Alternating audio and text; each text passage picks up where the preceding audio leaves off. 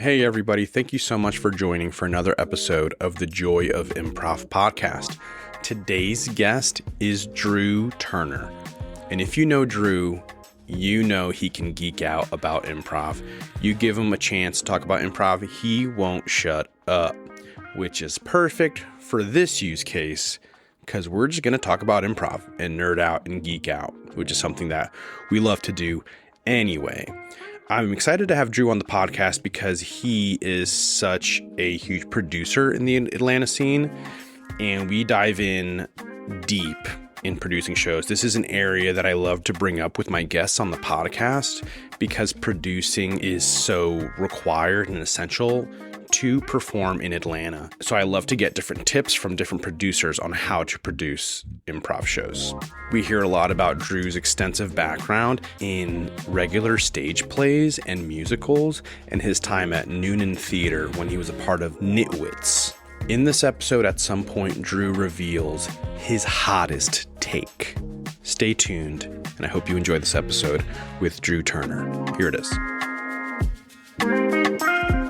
Hello, everybody. Welcome to the Joy of Improv podcast. Sitting on my couch this morning, on this beautiful morn, is Drew Turner. Yes, hello. Hello, Drew. Thanks for joining. You're welcome. Welcome. Thanks for having me. Happy release day. Today's your... Oh, yes. Official release day. Yeah. Official podcast release day. Mm-hmm. So episodes are out. By the time you listen to this one, you probably would have already be listening to a bunch of improv episodes. Yes. Thank you so much for the congratulations. I am excited. We nerd out about improv. I mean, all the time. Yeah, it is. If we're in the same room, we're chatting improv and we're nerding out. Yeah. Deep. We're deep in the weeds. Yeah. I need so little encouragement to yap about improv theory, and the scene we're in. You give me an inch. Yeah. Oh yeah. But something I don't know about and I'm excited to hear about is your journey in finding improv. Yeah. Where did that start? Yeah, so I got into theater broadly my freshman year of high school. So that would have been 2007. How old am I? 2006, 2007. Because I wanted to be a video game designer. And so around that time, that's like PS2 era, I had just noticed like games had cutscenes, and in high school in Georgia, like there wasn't really like a coding class I could take or anything. Pardon me, I'm burping first thing in the morning. Matt, get on that, edit that out. Wait, we want that in? Yeah, it's canonical. Actually, now. It's canonical. It's canonical as part of the bit. Keep that burping. I like to be a man of the people. I don't want them to think I'm too precious. And so in my brain, I'm like, well, video games have stories, and so I wanted to do just anything that I felt was moving me towards making video games. So I was like, I'll take a drama class. I'll learn how to make cutscenes and stories, and that'll be anything at all I can do kind of in furtherance of that. And that's paired with like kids on the bus talk to me about like, you go to high school, you're going to choose electives. Drama is one of the easiest ones because it's literally you show up to class, you do a monologue at the end of the year, 100. I was like, perfect. So I did that. Fell off for about a year, my sophomore year, came back my junior year. And that's when I started like taking it and like auditioning for the plays and such. My high school happened to just have a lot of wildly good performers in it. So in like the current Atlanta scene, Nico Carlio had a run of performing like as Rudolph and other characters, I believe, at Center for Puppetry Arts up until very recently because they just had other offers and opportunities to pull them away from that, which is pretty huge.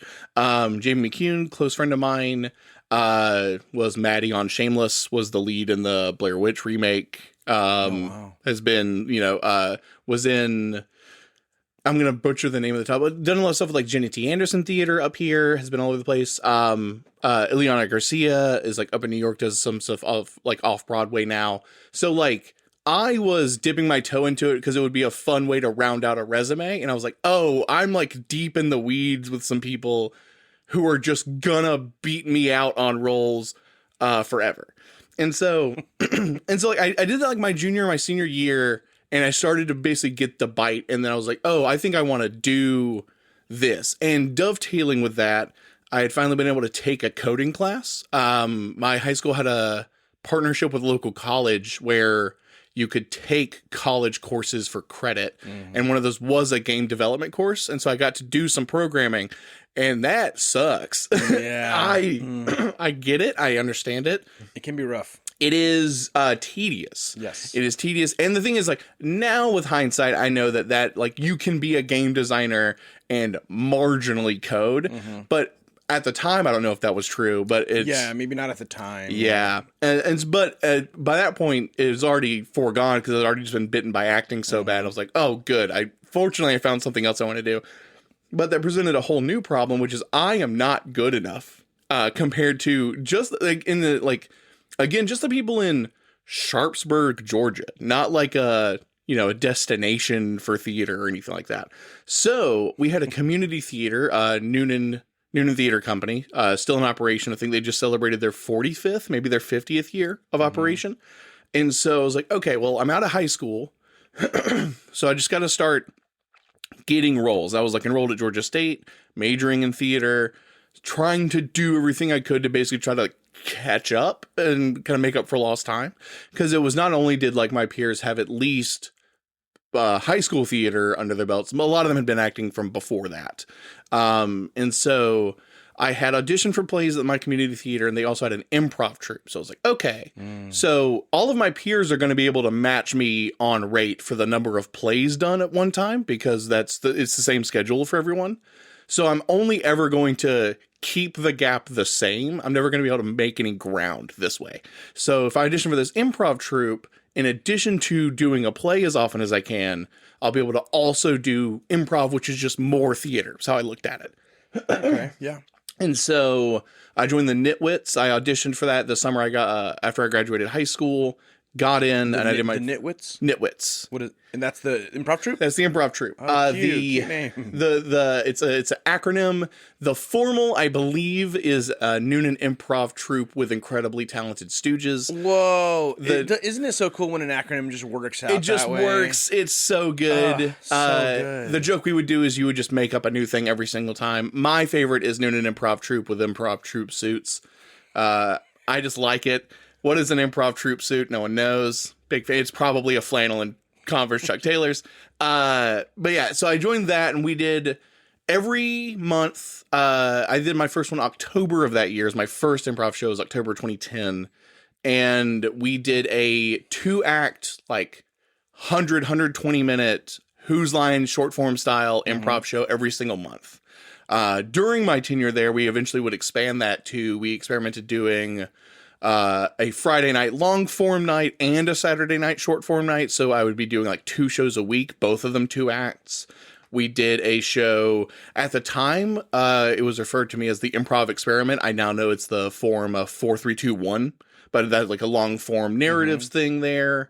And then I did that for about 6 years while doing other plays. I was also in like 12 Angry Men and Fuddy Mears. I did some directing, all kinds of stuff. Then in 2016, but before we leave, the community theater days. I'm so curious about. Okay, so you're in Knitwits, and how is the education there? Like, you're learning improv for the first time in this group. Trial by fire, basically. It was not like formalized. So I was when I auditioned. So their process was you would come into audition. There's I think maybe 20 or so people. And so they're kind of doing big group games to the degree that they can. They're putting you in like some like party quirks, kind of like stuff where they can explain you the rules of the game, and then you can play it pretty well after that. And then there was a 2-month, I guess, like a trial period, because impressed upon me they're like, you can't really know, like you can for a scripted show, if an improv performer is good off of one audition, because you're not really auditing their acting skill. You're auditing what are your creative defaults? Where do you go instinctively when you're kind of put on the spot? and are you a good chemistry fit? Yeah, improv auditions are tough. They're tricky. They're tricky. And during my time with them, I was able to be on both sides of it, and that's one of those things because it's like someone can be exceptionally funny, but they can just be a bad charisma fit. It's just like you are independently a hilarious performer, and you're hilarious in a way that's very excellent for you, but you aren't contributing to the broader group here. And that can both be we are holding you back. You need more spotlight than you're going to get as part of this group. Or like you are funny in a way that's not collaborative. Yeah. Like you are kind of locked in doing your own thing and there's nothing for us to do. So we just kind of wait around. There's a lot of layers to it. There's a lot of layers. And sometimes you're a talented performer and you're having an off day. Yeah. Sometimes you're a great performer, but we already have your type. Like you have an excellent, vibrant skill set, and we have someone who does that exact kind of comedy. Yeah. And it was kind of tricky. So it was, for what limited theater I had going into it, I was very confident going into the audition. I won't, you know me, I'm very much non-humble.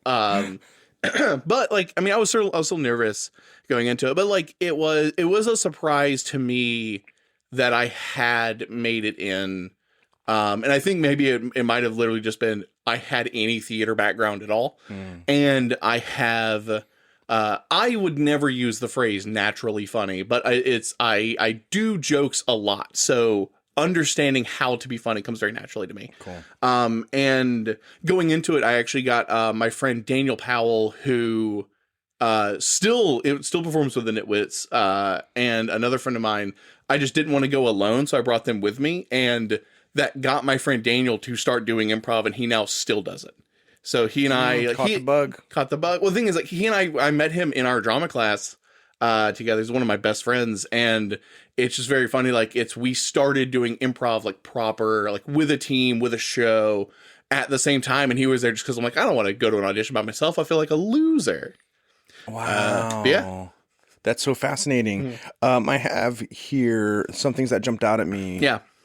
Understanding how to be funny. You're not naturally funny, but Yeah. it takes understanding how to be funny. What is that? Can you elaborate on that? Yeah. So I have a chip on my shoulder about like natural comedy. I don't believe anyone is naturally funny.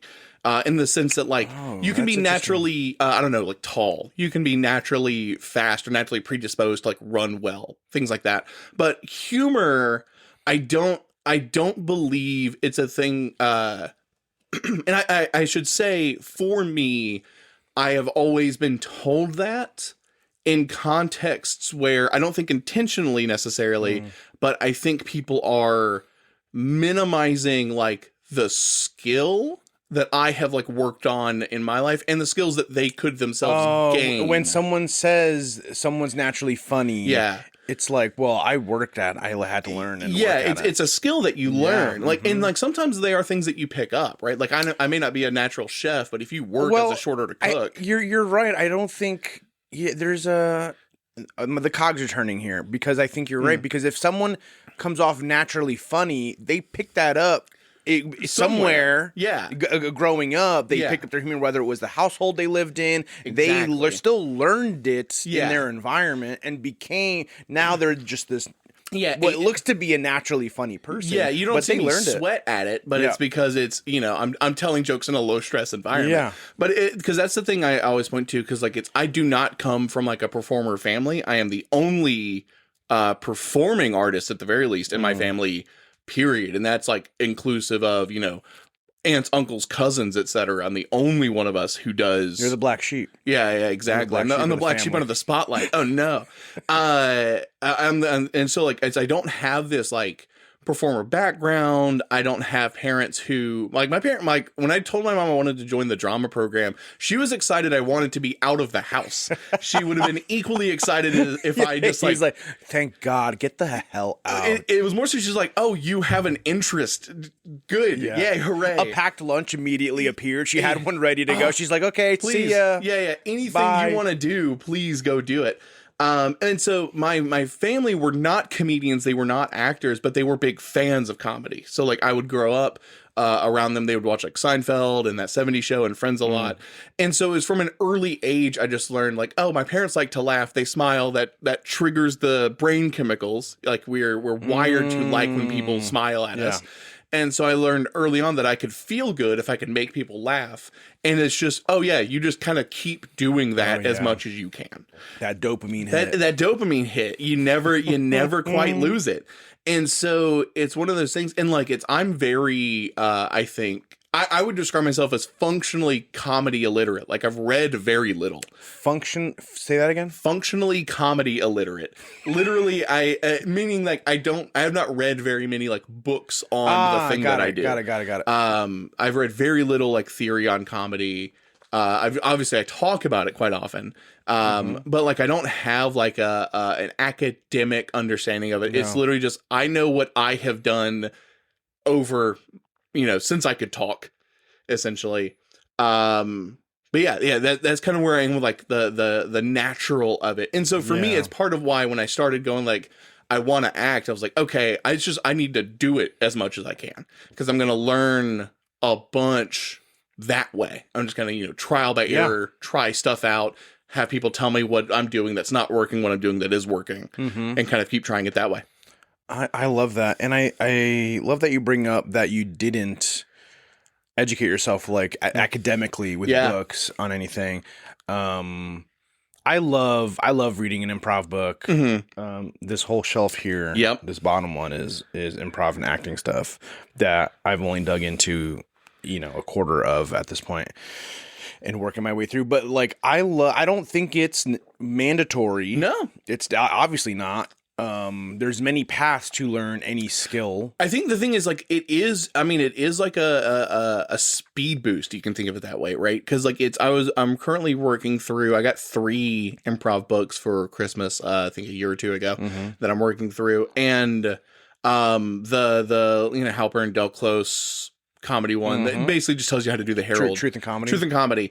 Like going through it, I did find myself kind of going really quickly over a lot of it because they're things that I have through doing improv already picked up. Yeah, sure. But and so a lot of it is kind of like going over stuff, but there are presentations of ideas that are new. Yes. Yeah, there are reflections on stuff. There's also just how other people see the same ideas that we're both having worked through that still has a merit. Something I've said to people before is even out of the whatever amount of improv books I read already, there's a lot of repeated ideas and concepts, but sometimes one author or writer words something in a way that makes that thing click. Yeah. Or words it in a way that's like, oh, that's a beautiful way to describe that. Yeah. I can use that in my classrooms to help explain this thing. It's a less like, or a lot of times it's like, oh, that's so much of a cleaner approach to this. I don't have to work as hard to articulate that idea anymore. Yeah. Yeah. And we'll,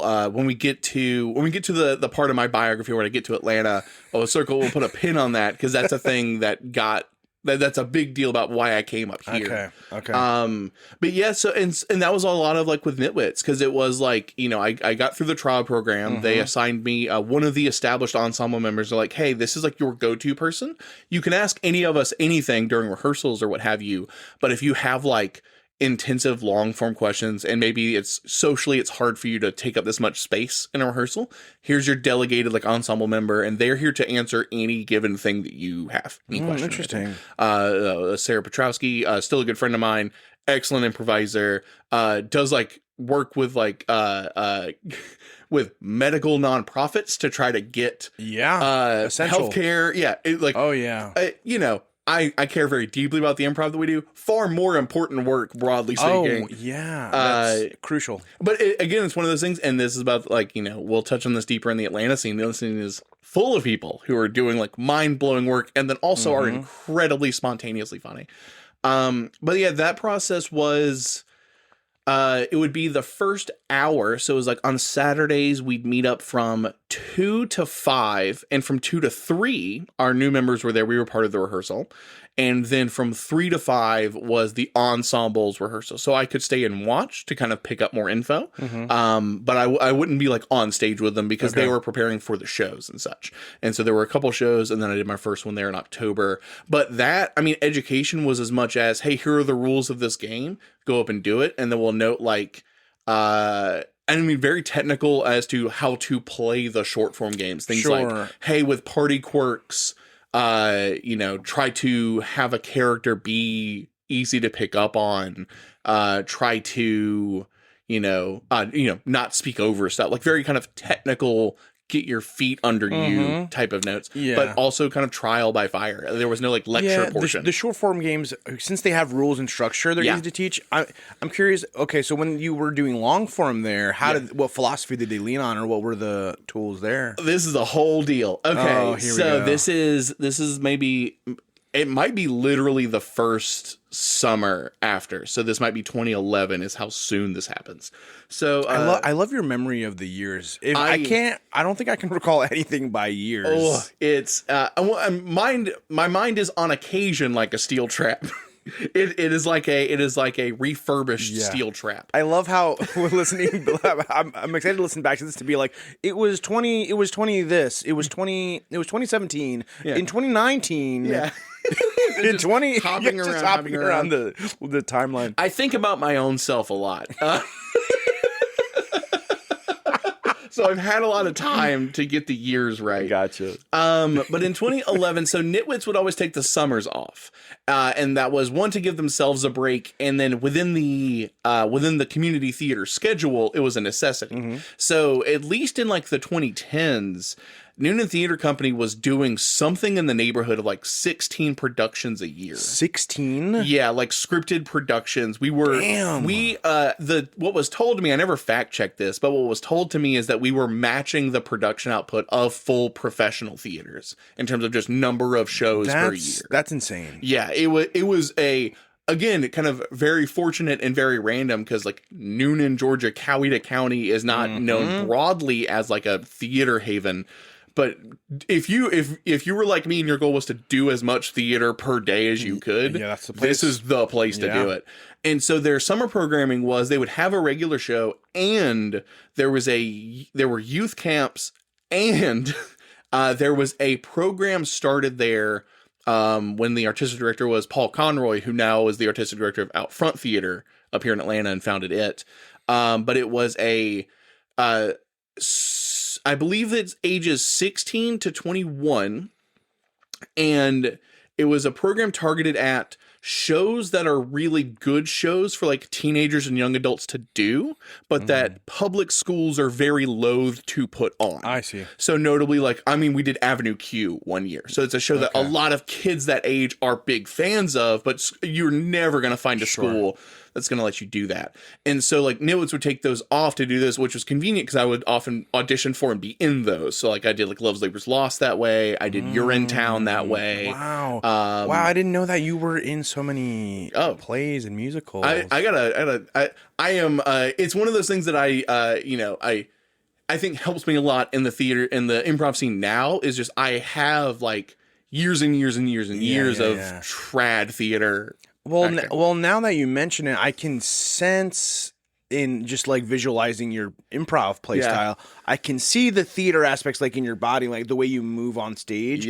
the way you don't hover at the back line like most improvisers do. You step up and just like I can definitely see that. I will step downstage and deliver a line straight to the audience. Yes. No improviser, ain't no one in the scene doing it like me. But it's one of those things. It's you do a couple plays and it's just like, oh, hey, the staging of this scene is important. That's a way you can communicate other narrative ideas. And that's the thing I picked up in just trad theater. And it's the thing I was doing when I was, playing short form games. Cause it's, in Party Quirks, as a common example, is one a lot of people are going to be familiar with. When I'm not the weird character the host is interacting with, I still need to be doing stuff. I still need to be embodying the character. Yeah. And that's a lot of skills I picked up from doing regular theater. But in summer 2011, I think, it might have been 2012, it was my first couple years, so it was early.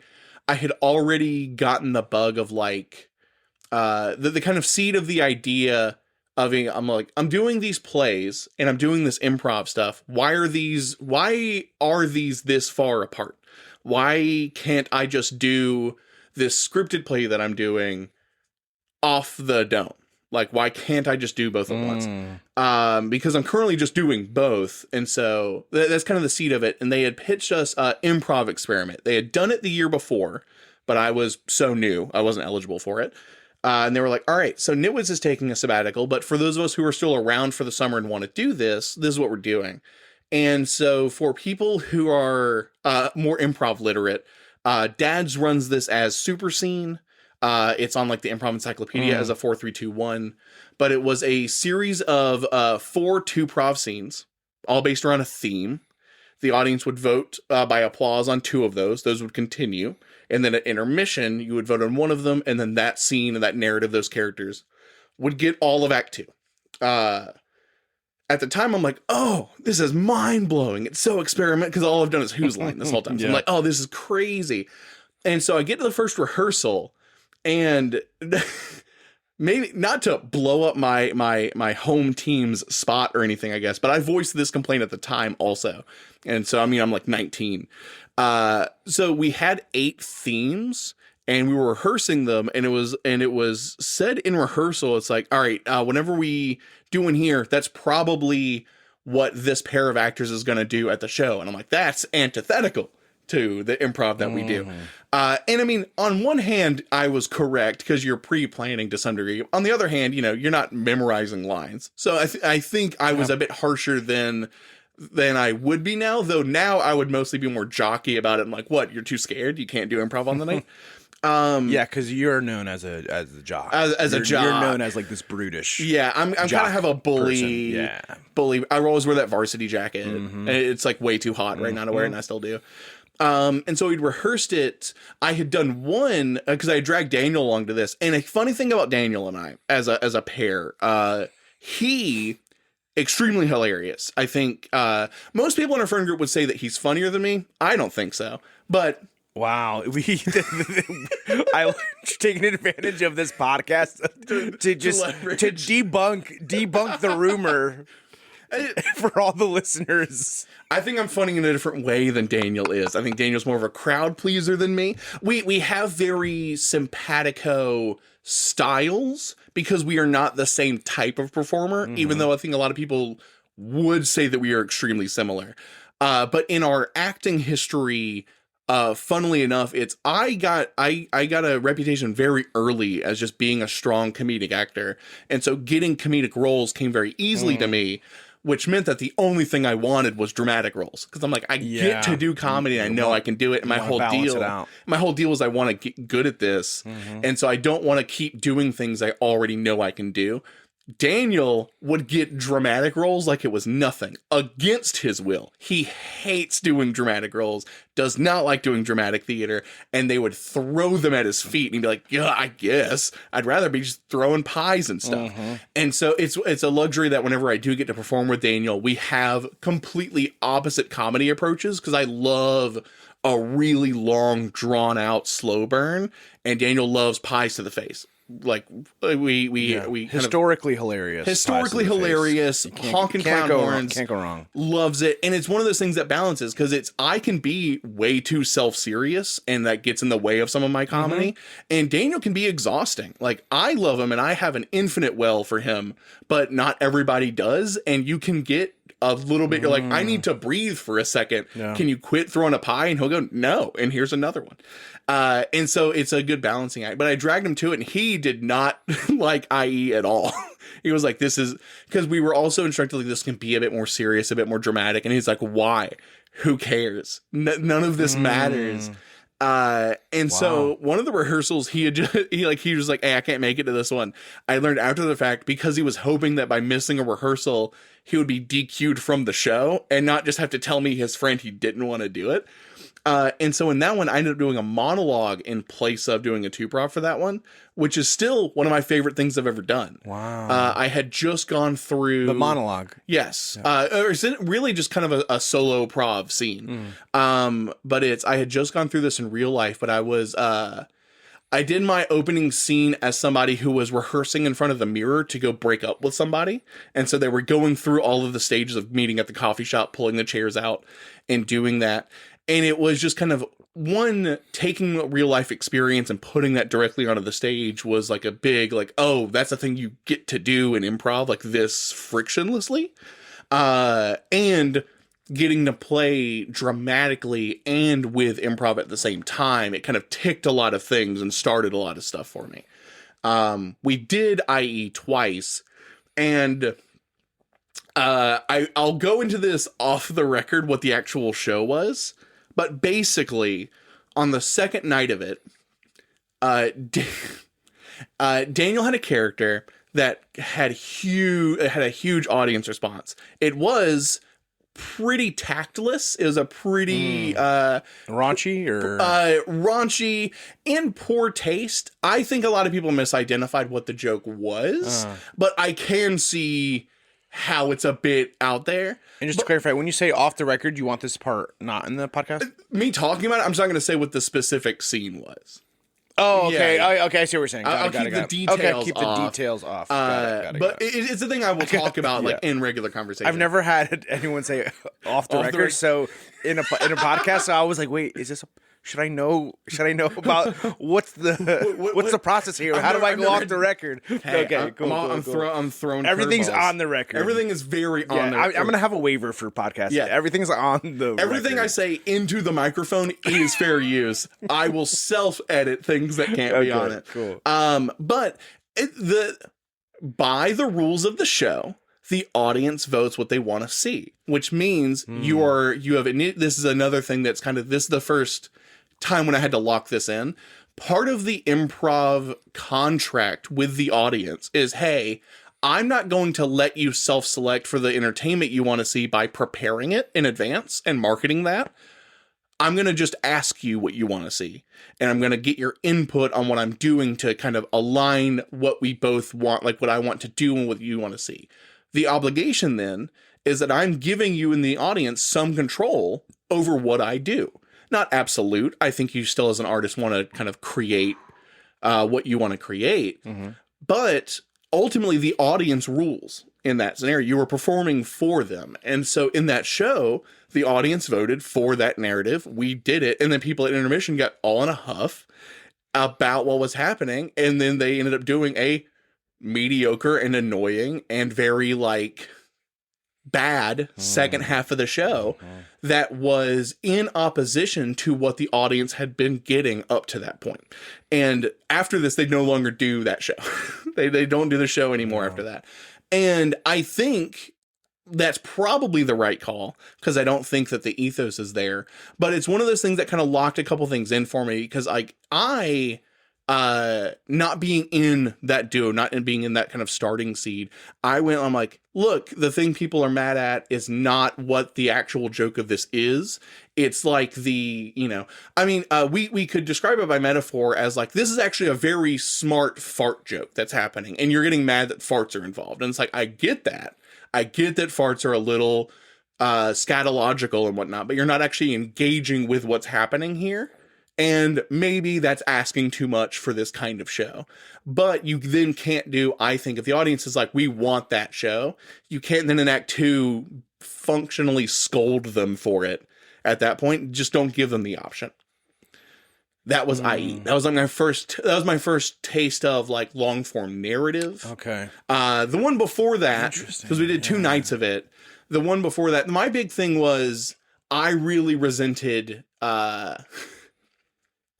preparing one. So conveniently, the night before, Daniel and I got paired, and this was the theme from the time he wasn't there. So not only would he and I just not have regurgitated an idea, we couldn't because we didn't rehearse that one together.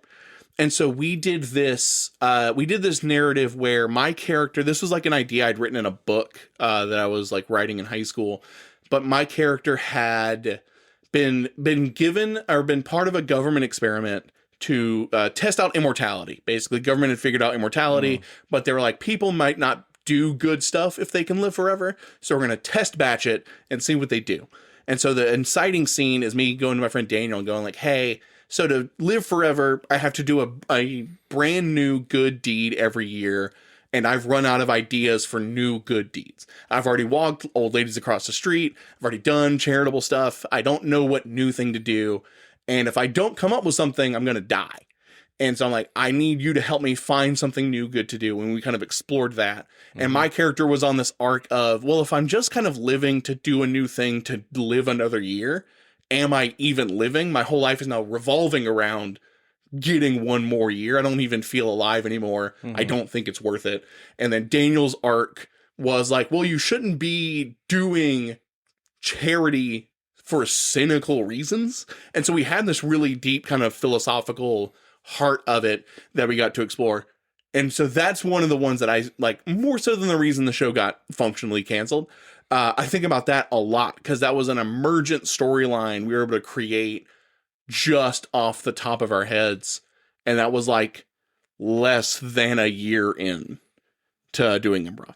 That was less than a year in. Yeah. So that would have been, if I started October of 2010, that would have been like 8-9 months into doing improv.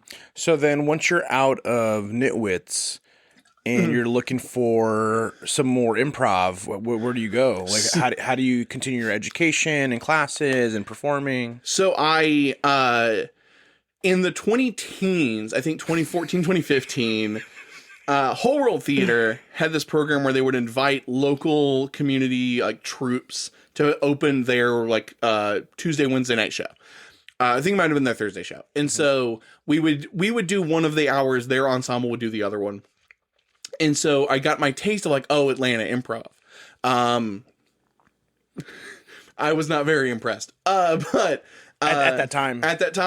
Yeah. And so it's like we came up and like I guess mostly it's more accurate to say I was it helped me have a barometer for where I felt like we were at as like a Noonan community improv troupe, because we were going up to an audience like, this is not our regular fan base, this is not our regular crowd, and we are crushing up here. And I thought it was going to be a lot harder than that. And when you were saying you're seeing stuff that you're not impressed by, what kind of things were you seeing? Why weren't you impressed by it at that time? I mean, I functionally thought of Atlanta's theater scene as equivalent to like, oh, it's like I'm going from doing my community theater production of Death of a Salesman, and now we're going up and we're opening for a Broadway group. That's functionally how I thought of it. And so I expected to be like, man, I thought it was funny, but these people are just like absolutely demolishing, and they just weren't. I mean, to like performer by performer, I mean, I'm a very cocky and kind of self-confident is maybe a more charitable read, but I'm a self-confident performer. And so I definitely was like, oh, I could be up here. I could be on these stages. I could be a performer in Atlanta based on who I am seeing, who is up here. Yeah. And so I guess it's maybe the kind of bullyish way to say it is that I wasn't impressed. I think maybe the more charitable read is that I can do this. I wasn't intimidated in a way I thought I would be. Great. And so we did that. I think we did that twice. We did that twice over 2 years. And then in 2016, internally, I had been pushing for the Knitwits to expand into some longer form programming because I wanted to do more stuff with narrative. And there was some resistance there that I didn't fully understand because I'm like, none of us are. I didn't see there as being any risk because I'm like, none of us are paying anything with this. We're doing this for free. We have nothing to lose. Why don't people just want to try stuff? And then I had pitched us in a meeting. I was like, why don't we try to book our group at other venues and then take any money that would make and just funnel that back to the theater? And like, maybe we pay for our travel expenses, but then we just go out and do that. And people are just kind of like, nah. And so now I have more of the stance of like, improv doesn't have to be everybody's singular driving like goal. Not everyone does this because they want it to be their career. Some people like to kill time on a Saturday in a way that's pro-social and fun. At the time, I was like, no one here understands that, like, no one here wants to move in the ways that I want to move. And so I'm now hitting a wall and hitting a ceiling as what I can do in this theater. And then financially, my job was offering me full-time and they were going to take my Saturdays. And so I was like, I need the money. This group isn't moving in a direction I want to move anymore. I have to stop doing improv. And so I did. I did not do a regular improv performance for 3 years, from 2016 to 2019. I had looked up, because I'd heard of Dad's Garage Theater, because some of our troupe members would go up and see that. And so I went to their website and I was looking up auditions, because I was like, I now think I'm good enough to be on Atlanta stages. Sure. I just need to know, how do I do that? How do I get on stage? And wouldn't you know, none of these theaters, still today, but also then, and also when I came to Atlanta, give you a way to just... A path to audition. Yeah. And, you know, maybe I was wrong. And like, this is also a thing I thought at the time. I'm like, maybe I audition and I'm not good enough, but at least then I'll get feedback and I'll know what to do. But I'm like, just let me audition. And then I saw like on Dad's in particular on their website, they're like, how do I get on stage? Like, well, you know, if you take classes and you're around, we kind of pull from our community. And I read that and I'm like, I don't have $1,000 to spend on, you know, 5 levels of classes, all this time to drive up to Atlanta to just hang out for the opportunity to maybe, and I'm like, what am I doing? Am I just seeing a show? How are you going to know if I'm a good improviser if I'm just hanging out? Like, how are you getting to know me? It's the smoke and mirrors, the whole deal. Yeah. And I got real resentful, real big mad about it. And so a lot of people do. Yeah, a lot of people still do, and I hear it, because I mean, it's at the time, especially I was like, I just want to go and like try, and if I'm not good enough, I want to know that. But as I'm seeing it, I'm gonna have to go and kind of bump around for months, years, waste of my time. So I didn't. I would still do like plays at my community theater on occasion, but I didn't do really much of any improv until I started the podcast. So pretty rapidly, I started to get the itch. I'm like, I need to be doing something creative. I want to make. Andrew, you're talking about your own podcast that you created at that time. Yes. Yep. This was Why This Not That, a show that is almost designed to not do well on the internet. Daniel and I, because I want to do something, and Daniel's kind of my go-to creative outlet, especially at this time, because I'm like, he just gets what I want to do creatively. And we started doing a movie review show. It was called Dandrew Reviews the Classics. Daniel has very little patience for classic movies, and I love causing Daniel psychic damage. So we rolled a dice, went to the classic films thing on Rotten Tomatoes. We would review classic movies. We are still supposed to have reviewed, I believe it's what's the one that's got Rosebud? American Beauty? No. Rosebud's the sled. Oh, Rosebud's the sled. The Orson Welles.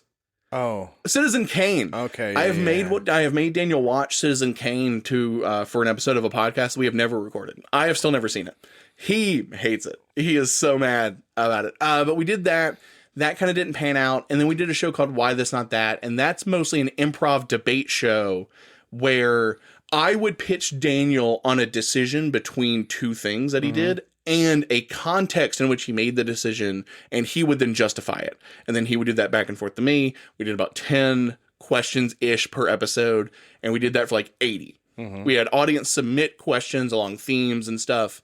And it was just fun. Yeah, really fun, really good kind of logic puzzles to kind of set each other up for. And just a way to continue to do something creative while I didn't have like an improv home. Yeah, because it sounds like, okay, this is during the gap. So you're dipping your toes back into improv adjacent things. Yes.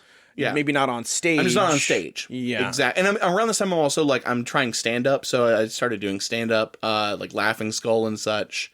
And what year are we in?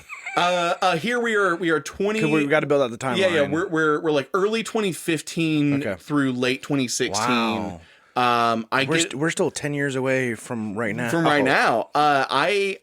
During this, I get booked for a paid stand-up gig up in Buford. On the way back home, I blow my tire. From that, I'm booked on what ultimately killed me doing stand-up, because I was doing fairly well. Was just the time investment to stage time. I was commuting to Atlanta to do open mics. And so that's like an hour and a half round trip to do 5 minutes of stage time. Just the math does not math there, unless like maybe if I'm a generational talent and I get discovered very quickly, but, I was good. I was not that good. And then I did get booked for a best of, open mic Laughing Skull, like book show. But I did that show. It was on like Father's Day weekend or something like that. And I didn't know anyone in the crowd. And I'm like, oh, I just don't think this is for me. Yeah. I'm not getting enough stage time for how much work I'm having to do. I know how that equation works for improv. I don't think I'm going to stick with this. I'm glad I did it, because the stand-up scene, those people are hustlers. They are really grinding. Yeah. Gotta grind. But yeah, so I did that, and then I was doing this this improv podcast to kind of buoy me creatively through those few years. And then in 2019, around that time, I'd gotten an IT job, so I was making more money, which meant that affording improv classes was just literally on the table for me. Yeah.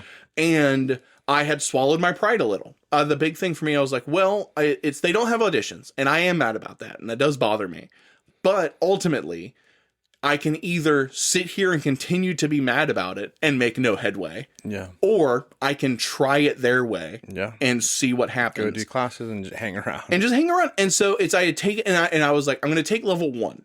If I'm really going to try to do this, right? Like I know the basics. And so that was the other thing, is like, I don't feel like I should need to take classes. I know how to do improv already. But I'm like, I'm going to try to do this in the best faith that I can. Sure. So I'm going to relearn, and I think there's some value in relearning even the basics. 100%. From an educator. And I mean, like my first class literally was subbed in by Tommy Futch, RIP, to a legend. Taught me, Alien Tiger Cow. Learned that from Tommy Futch. And immediately I was like, these are things I already instinctively know. I know how to deliver an offer. I know how to make sure it's read. But hearing it's the wax on, wax off, Mr. Miyagi kind of stuff. It's I'm teaching you these motions again, because now you're seeing why I think it's important, which is different from why you think it's important. If you can even articulate a reason why you think it's important, you might not. You might just accept it. But I'm going to instruct you in a way that teaches you why this kind of stuff matters. And that was how I made it into Atlanta, because I took levels 1 through 5, just one after the other. Back to back. Cool. All the way until COVID cut my level 5 in half. Yeah. Okay, cut it in half. Yeah. So I did half in person, and then half we were doing a scandal, and we did that part over Zoom. Yeah. Yeah. Okay, so you went through the 5 levels, and we're in 2020 pandemic. Now there's another break in improv. Yes. There's another break in improv. I had, right before that happened, I had auditioned for and got into a scripted show over at Village Theater. We had our opening night, and then night 2 we closed due to the pandemic, and then we lost the run due to the pandemic. I had met a lot of people through taking classes and going to jams and stuff, and then we just had COVID. Some people had sprouted up. People try Zoomprov, and a lot of people dismiss webcam improv out of hand, and there's some validity in that. My big thing is I think that there weren't enough people who were trying to adapt to the form they were taking. They knew how to do improv on a stage. They did not know how to do it on screen, and they weren't trying anything. Yes. Yeah. And so a lot of people dismiss it categorically. I do think a lot of the shows weren't very good, but Caleb Houston had a show that was a Ghost Court, which its format worked very well for the screen. There were a couple people starting new shows during that. So I was doing a little bit of that. And then struggling emotionally. I was like, I can't get to the stage. Yeah. It really was damaging to me emotionally. And it did, part of that, my kind of, in searching for something out of it was like, oh, I actually do think that, like, more than just I like doing this as a hobby and as a passion, I literally do think I need to be involved in it, because now I've seen what it's like when I, like, not only just don't do it, I can't. Like, I'll have a want to go see a show if nothing else, and there aren't any. And so then as soon as things were opening back up, I was kind of like really hungry to get back at it. Yeah. I'm probably missing that human connection too. Yeah. That was my whole friend group, basically. Yeah. Yeah. Yeah. That time was hard for a lot of people. Mm-hmm. Okay. So out of the pandemic. Yep. So we come out. Let's fast forward. Fast forward. When do you find it again? Yeah. We're out of the pandemic. And I think the big thing is 2022. I catch a story for an audition for Medieval ER at Village Theater. I catch it early enough that I can call out of work that day to go to the audition.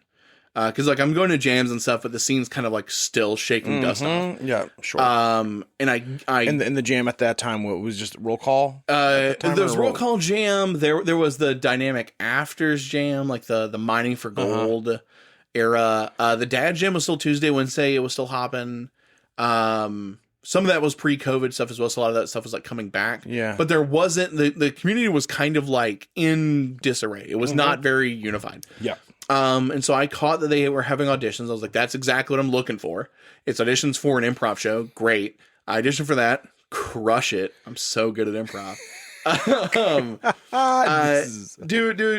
Do well enough to get invited back. I get a call back to do that, and then I'm in for at least that show, and that eventually turns into me being invited to join the ensemble of Village Theater.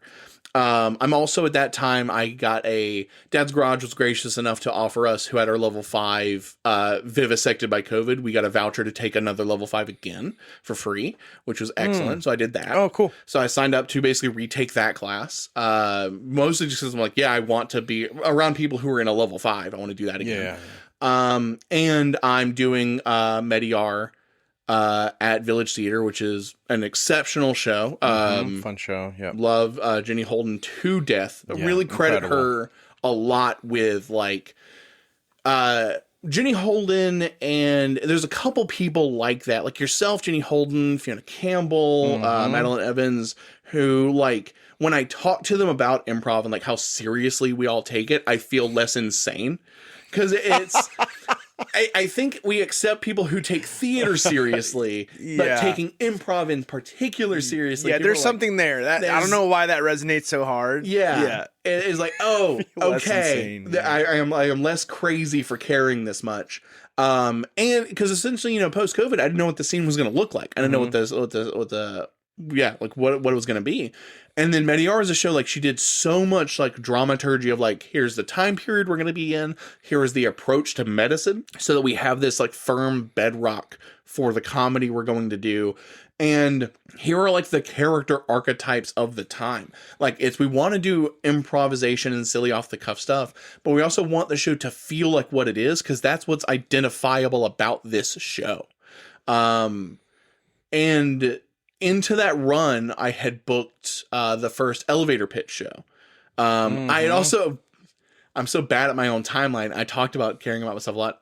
Also in this interim, I had founded a improv troupe at Southside Theater Guild in Fairburn. And there's a whole like improv murder mystery thing that my community theater did. Glossed over those entirely, because I'm an amateur. So much stuff. But a lot of that is like the kind of shorthand with both of those is the improv murder mysteries were long form narrative stuff, multi-stage, so very kind of difficult productions, but they also had a focus on new performers. So it's about making it approachable. And it was a lot of like, you can do this. We have your back on the netting of stuff. And even though you're new to this form, you know your character, you know where you're supposed to be. You know what your motivations are. You just don't know your lines, and you're going to be able to practice to get to knowing your lines. This is Fairburn, the Fairburn thing you're talking about? This is the murder mysteries in particular at Noonan Theater. Oh, okay. And so in that, like, I got to see that process of like, you're new to this, you're shaking off a lot, but this is so attainable for you to do. At Fairburn, I was their first artistic director. the Southside Sidekicks. You were an artistic director? I was artistic director for it. What the heck? It was a strange scenario where I was in a room and I rapidly realized for the first time in my life. Yeah, I love that you gloss over. Forgot this entirely. You gloss over that you were an artistic director at somewhere. Yeah, we were in the room talking about forming an improv troupe, and for the first time ever in like my life, I learned. It came to me that I had the most improv experience in the room. I had never been the most experienced in the room on any axis about anything ever, and so it was surreal for me to sit there and be like, "Oh, I should take the reins a bit here because I know more about the thing we're talking about than other people here." And so most of that team, most of those performers were absolutely brand new. Timeline wise, this is 2018, 2019. And there was a push and pull where what they wanted to do was a Who's Line style show. I artistically was over it. I had been doing that for 6 years. Okay. I didn't want to do those anymore. I wanted to experiment with the form a bit. But my performers were new. They wanted something comfortable. They wanted something that was, not super demanding while they were still learning their skill sets. And so I developed some kind of medium forms that kind of met them during that. And then pretty shortly after that, I was getting pulled up to do stuff more and more in Atlanta. And I was butting heads a lot with theater leadership who wanted things like, I was very adamant about, I want a limited cast. I want like a 10-person troupe to start. 10 is limited? 10 is limited. There were bigger. I was running workshops for upwards of like 30 people. Whenever we were kind of getting the process off the ground. So these were like, but those weren't teams. Those weren't troops, were they? No, it was an open invite as part of the community thing. We're like, hey, we're starting improv here. I'm gonna on a Sunday, I'm gonna run a workshop. It's from this time to this time. If you want to be part of it, show up. And there were like 30 plus people running workshops. We're teaching them short form games, stuff like that. And my argument was, I'm like, look, if we're building a team, something that's going to be a recognizable like troupe that performs regularly, you need that to be a more limited amount of people who can grow and collaborate together and find some artistic unified voice in that. The theater was like, we're a community theater. We don't want there to be all these barriers. We don't want to tell people no, they can't get on stage. And I was like, I don't think that you respect improv as a part of theater because you don't tell this to anyone who casts a play. Wow. When you cast a play, you accept that you were butting heads. I was butting heads and I was right. Like it was one of those things where like I can see it's a cycle of this. I take this thing very seriously, and even in the broader theater world, not a lot of people do. But I'm like, it's at the baseline. Ultimately, I'm like, hey, if you want this to be completely open to anybody at any time, then you simply have a lower ceiling for the quality you're expecting this to be than I do. I'm expecting this to have a floor that is north of that ceiling and then go up from there. And I had the luxury of like, well, I'm auditioning for him now on the ensemble of this other theater. We can all see where this is going to go. I'll take a step back. Let people run this. And they still run to this day. They do excellent shows. They are an incredible, incredible group of people. And say the name again? The Southside Sidekicks is the troupe. It's Southside Theater Guild is the theater. Okay. Also celebrating the 45th in Fairburn. In Fairburn, Georgia, near like the Ren Fair is and stuff. Okay. So I did all that. And then we're bridging back to Village. Yeah. And so I get on the ensemble at Village, and that's kind of a run. That's the first time I'm like, oh, there's a show every single week that I basically opt into or opt out of doing. Cool. I get to do that very regularly, get to collaborate with people. Village Theater tragically closes, as unfortunately as a lot of theater institutions do, especially in Atlanta. And we have a big blowout show that's very nice. A lot of stuff happens as we're like vacating the space. We exist as a theater company, basically as a troupe for some time after that. And I guess for the record, Village Theater has a long history before I join it. I think it had been around for like 15 years so before I had gotten around in. that long. Yeah, I think it's like around 2010, maybe a little bit before. Wow. But yeah, it definitely has a long history before I'm a part of it. But it closes. We're kind of a troupe. We're bouncing around different venues. But essentially, it's just the workload of building a troupe from the ground up is more than what a lot of the ensemble at that point was like willing to, had the bandwidth for, do, and it eventually closes after that. And then I'm kind of where I'm at now. So in the wake of that, I think there's like one September post I still like to look at pretty often, where from my independent production and producing for Village, I produce 14 shows in a single month. So Is that your record? In a month, yes. Wow, 14 shows in a month. 14 shows in a month. Wait, what? Yeah. That's not, dude. Mm-hmm. Because that's one every other day. Like Thursday, Friday, Saturday, Thursday, Friday, Saturday, there's still multiples. More. Yep. Yeah. Yes. And so that's the most I have ever done in a single month. Only probably beaten by my 2025, where my final count was I produced 96 shows that year. Yeah, and what the listeners don't know is that you have in analytics, you can track your analytics in a dashboard. Yeah, I track You've coded your own improv analytics system. Yeah, and you keep track of your numbers, your sales, your historical data. Yeah, that you can reference. That's why Drew's so good at knowing the years, because he's been analyzing his performance, his improv performance since Knitwits. Yeah, since Knitwits, he's been keeping track of. I have KPIs I have to answer for, and they're very important. Yeah, to yourself. Yes, I go to board meetings where I play all the parts. I'm very good at solo improv. Yeah. Yeah. And like in that interim, I start, elevator pitch, as I mentioned. Golden Egg Incubator is probably my most popular show now. Yeah, that's on my list. I want to get to Golden Egg and talk about that show. Yeah, now I'm I mean the shorthand I guess is I am kind of Atlanta's go-to freelance producer, I would probably say, with a little bit of pride in my voice. And what does that mean for folks who don't know what that means? So I am not I am affiliated with theaters in Atlanta in the literal sense, but I am not like employed by or work for any institution here in the city. I am a free agent as far as that's concerned. So I produce independently, which literally means I go to venues and I either ask for a favor or a rate to rent them to do the shows that I do. That is the way to do it in Atlanta, at least as it currently exists, by and large. And I do that so much and have done that so much, and if I may say so, prolifically, it's not uncommon for performers to like cold reach out to me with like, hey, I'd like to do a show. Do you know of how I would go about doing that? Do you have a show coming up my team could open for? And either like I'll tell them exactly like, hey, here are all the venues that I contact. Here's how I do. Here's the rates that I get. So you can compare that to what they offer you. Or I have a show coming up. It has a time slot available. Are you free on this day? Or, for example, in 2025, late 2024, Until the Heat Death of the Universe, performed by Allison Salinger and Davey Pierce, reached out to see if I had a show opening, and I didn't. And I was like, well, I could. And so then I found a date, found that worked for him, booked it, and then was like, what do you guys think about show structure? And then we did like a run of shows where I just did all the production for them, helped them book guests, and then hosted for that. Cool. And so that's kind of what that like literally means. A lot of people will come to me and be like, hey, we have a team. We don't want to do the production side of it. Can you help or do that for us? I'm like, absolutely.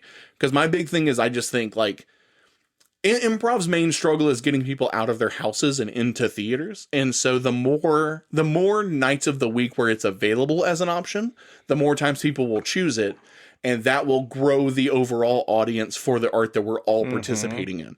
So I am, more than happy to do anything I can to grease those wheels and get more shows to occur. Yeah. What do you, producing shows, when people are reaching out to you, is this something you're doing for free, or you're charging people, you're producing other people's shows for free? Yeah. So, for example, I mean, like, for the Heat Death show, for example, essentially I just took care of the money. So I fronted 100% of the rental cost, and then I think it's to the degree that I recouped it. I was like, you guys want to do another show? And they're like, yeah. And I go, cool. I took any profit from that and just put it into the next show. Wow. So I essentially just handled the money side of things. There have been times where I stepped in to produce where I didn't have to front any costs. And then I've texted the performers. I go, hey, here's how the cuts work out. What Venmo should I send this to? And then they just don't respond to me. And so usually it's if I don't charge people to produce for them or anything like that. And I essentially operate on whoever puts in terms of money of it all, whoever puts money in gets paid back out first, and then anything north of that you negotiate however the groups want to handle it. Most people that I interact with, at the very least, simply don't want to be out money, and then beyond that are not interested in it.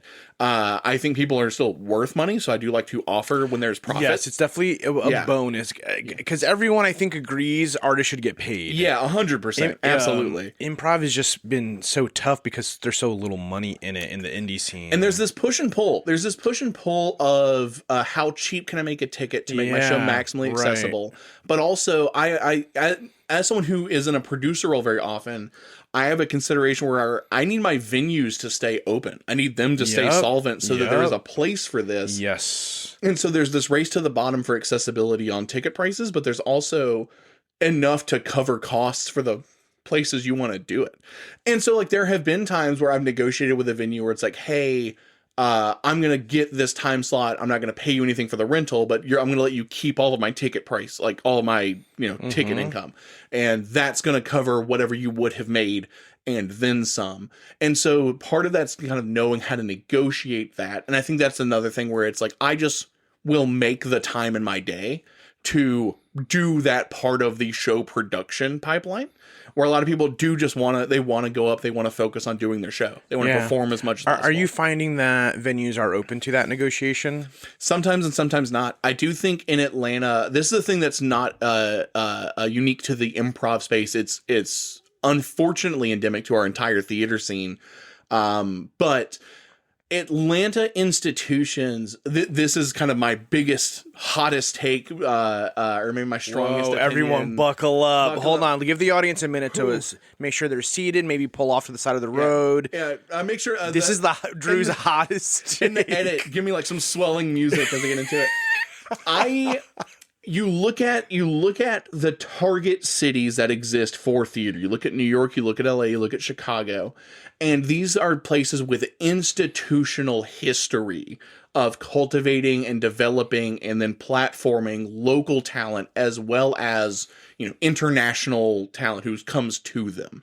Atlanta institutions, by my opinion, and from where I sit, I think have largely abdicated their responsibility of cultivating and platforming their own local talent.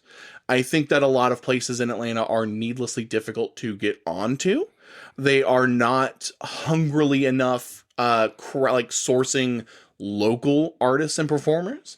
I heard this at a writer jam a year or so ago from a playwright in the city who has had published works and is just trying to get theaters, to at least have them on staff to write scripts for new works for them to do, who phrased it as, Atlanta theaters don't want new work, they want gently used work. Actors in the city routinely go to New York auditions for shows back in their hometown of Atlanta.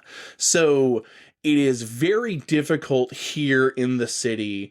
And I think that is both from top down, from the institutions and what they crowdsource, and unfortunately from bottom up, from audiences. The amount of people, I had a partner who, while I'm up in Atlanta, moving and shaking as I do, we had a conversation and they were like, hey, we should go see a comedy show together. I think it was we were talking about an international touring comedian, like a Daniel Sloss, a John Mulaney, someone like that. And I'm like, oh, excellent. Yeah, let's find the next time we're in town. Let's get tickets. By the way, if you'd like to go see a comedy show, I have 8 different ones this weekend my friends are doing. And they were like, oh yeah, maybe.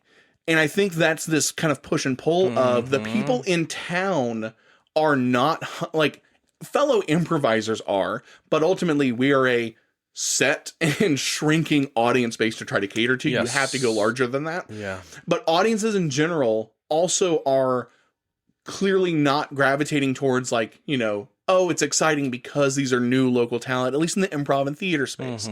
They want big names. They want stuff. In improv, the big thing is, we're doing Chicago style improv. What does that mean? There's vegetables on it. What are we talking about? Yeah, improv shows will sell out when a celebrity comes to town. Yeah. Dropout comes to town. Yeah.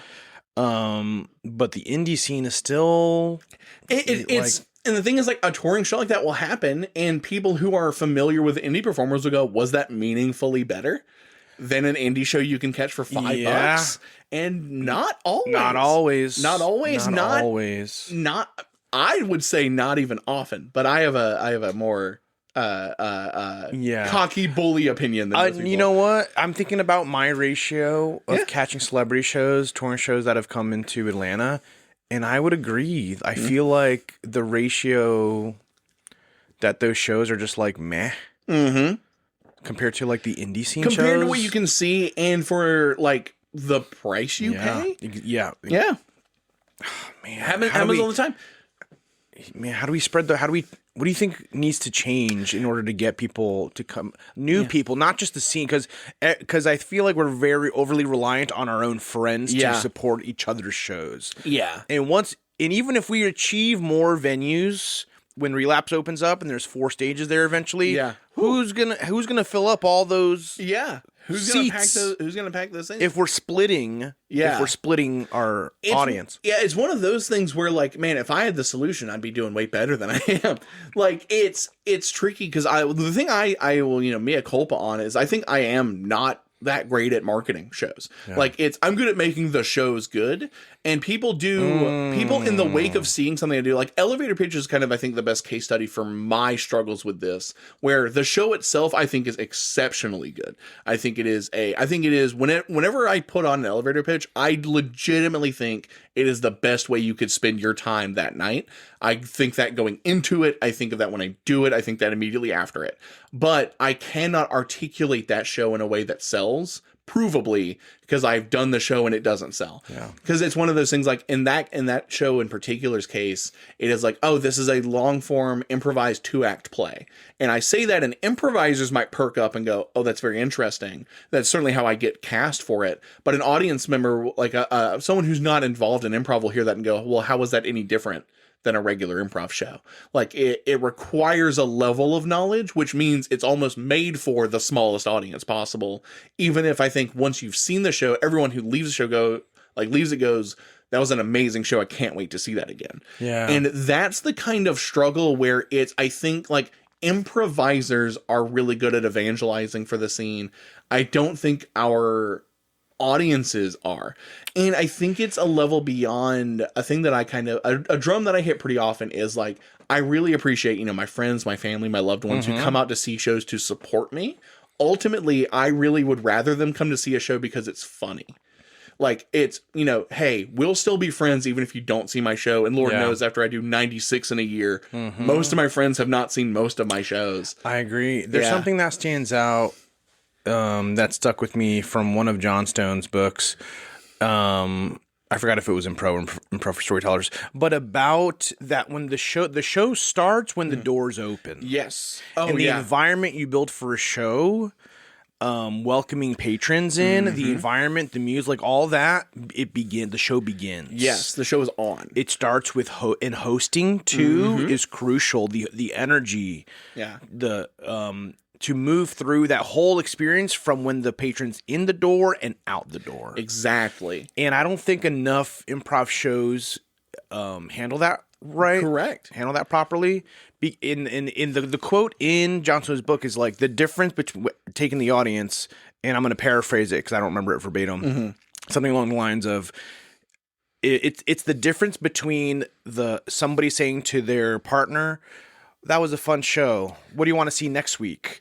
And the versus, that was a good show, let's come back next week. Exactly that. And I think it's I'm on an improv forum and stuff, as most people are, and they have like a weekly prompt question, and they were talking about, like, what do we think are struggles with show attendance and kind of like show reputation.